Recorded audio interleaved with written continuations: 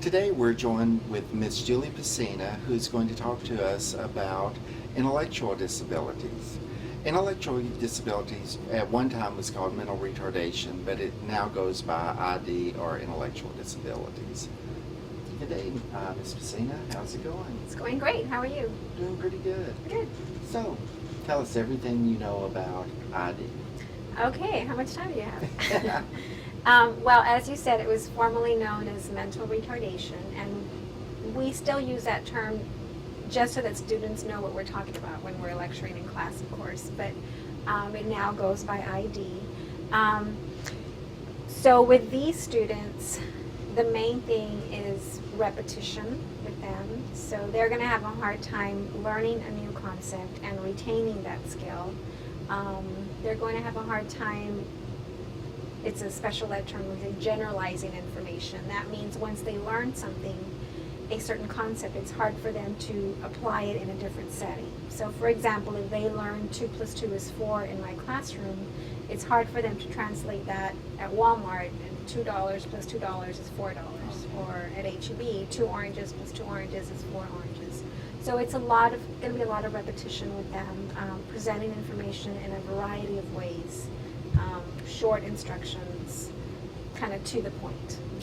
How do we know when someone has an intellectual disability? Is there any type of markers, IQ tests, or anything? Yes. Their IQ is going to be below 70. And so an average IQ for anybody is 100. So if we're talking about an IQ of below 70, to get statistical here, it's 2 standard deviations below the norm, below the average.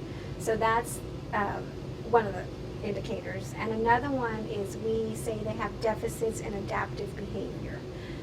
They have trouble adapting to situations that other people would deem as fine and do okay with. Okay.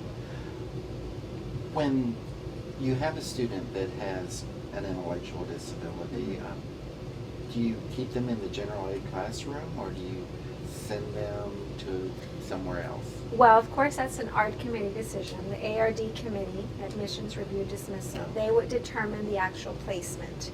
And so it's their job to determine the LRE, lots of acronyms, the least restrictive environment for every special ed student, including students with intellectual disabilities.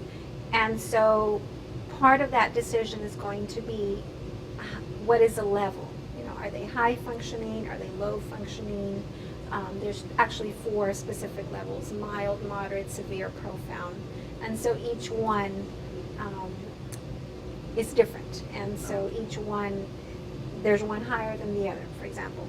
And so the art committee would determine the most appropriate placement for them. For most students with intellectual disabilities, the LRE, or the best placement for them, is going to be a self-contained classroom, a separate classroom. Okay. With that, they can pair or try inclusion, where that student would go into the regular ed classroom for an hour or 2 hours or whatever the committee decides on. But again, that's going to come down to how much are they able to handle, what is appropriate. So it's going to be different for every student. It's very individualized. For other students, it may mean that they spend half a day in the regular ed classroom if they're very high functioning, and then half a day in a self-contained or separate classroom. But it all comes down to the art committee. I've heard people talk about children that have intellectual disabilities, especially the more severe ones, and they'll have a meltdown and just get very angry. Does that happen? Well, we don't want to say that all kids with intellectual disabilities have behavior issues, but some do, and it's not going to be a behavior just to be act out or just to do something on purpose. It's acting out or having a meltdown because they get frustrated, they're not able to communicate what they need, what they want. If they have a severe form of intellectual disabilities, they might also have a communication disorder, and so, or be nonverbal. And so not being able to ask for what you need is going to result in frustration and possibly a meltdown. And so part of your job as a special ed teacher is to teach coping skills. So you would have to teach them, what do we do in situations when we get upset, when we get angry, what's the appropriate way, and it's going to be a lot of role playing, a lot of modeling, a lot of practicing, and also in different situations. So how do you handle a situation in the classroom versus the playground versus, at a restaurant? So a lot of practice. Okay, that sounds good. Well, thank you very much. You're welcome.